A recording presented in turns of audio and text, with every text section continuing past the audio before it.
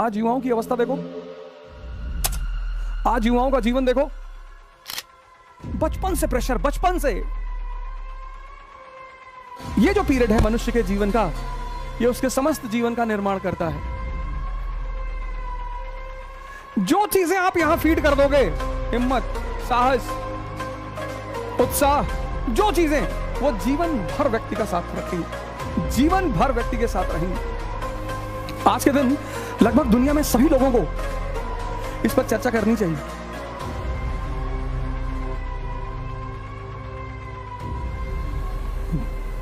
जय हिंद फ्रेंड्स।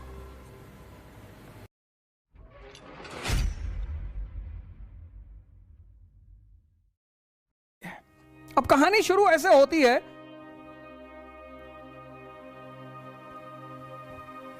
कृष्ण शैशव अवस्था, कान्हा, बड़ा इंपॉर्टेंट है, इनके नाम भी बड़ा इंपॉर्टेंट। कान्हा,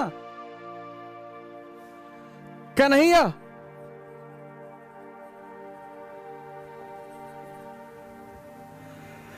कृष्ण,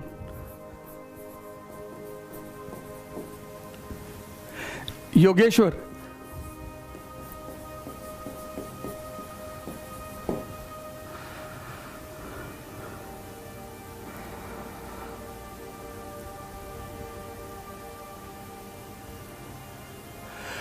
कान्हा आदर्श बाल्य अवस्था, चाइल्डहुड।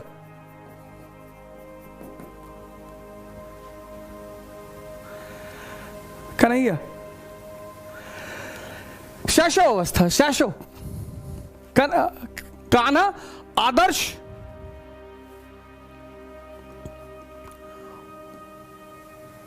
शैशव अवस्था, इन्फेंट पीरियड।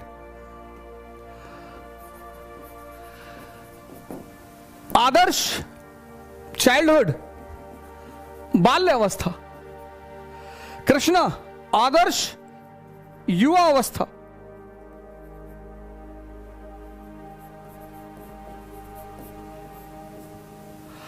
और योगेश्वर आदर्श जीवन।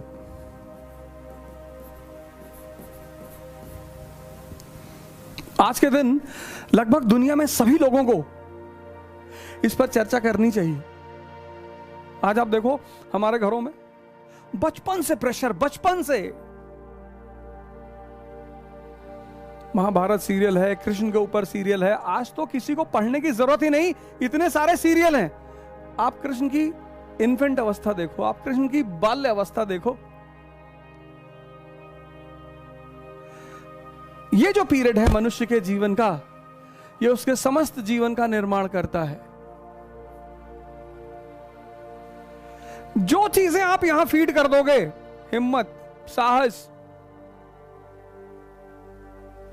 उत्साह, जो चीजें, वो जीवन भर व्यक्ति का साथ रखेंगी, जीवन भर व्यक्ति के साथ रहेंगी। आज हमारे बड़े सारे पेरेंट्स सोचते हैं कि हम बच्चों को डरा कर अपने काम करा लेंगे। बिल्कुल करा लेंगे। आप बच्चों को धमका कर अपने काम करा लेंगे, एकदम करा लेंगे। लेकिन सर वो मन यहां तक पहुंचते पहुंचते इतना कमजोर हो जाएगा। आज युवाओं की अवस्था देखो, आज युवाओं का जीवन देखो।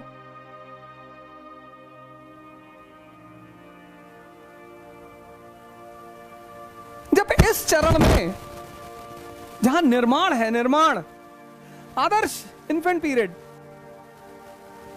आदर्श चाइल्डहुड, बालकाल, खेल रहे हैं, कूद रहे हैं, बदमाशी कर रहे हैं। और मां यशोदा तो एक आदर्श मां है। शिक्षा, उच्चतम आदर्श शिक्षा। और इस नींव पर इस महान व्यक्ति का निर्माण हुआ।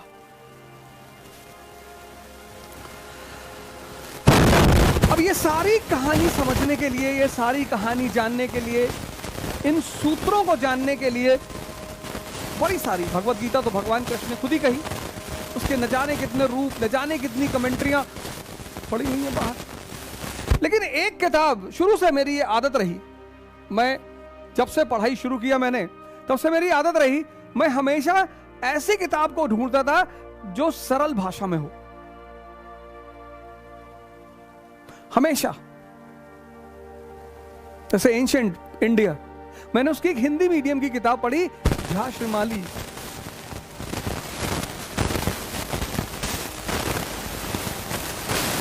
हमारे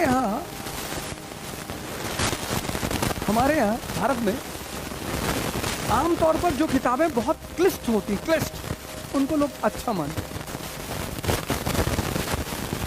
जिनको बहुसंख्यक लोग पढ़ के समझ ना पाए उनको लोग अच्छा मानते। किताबें बुरी होती ही नहीं,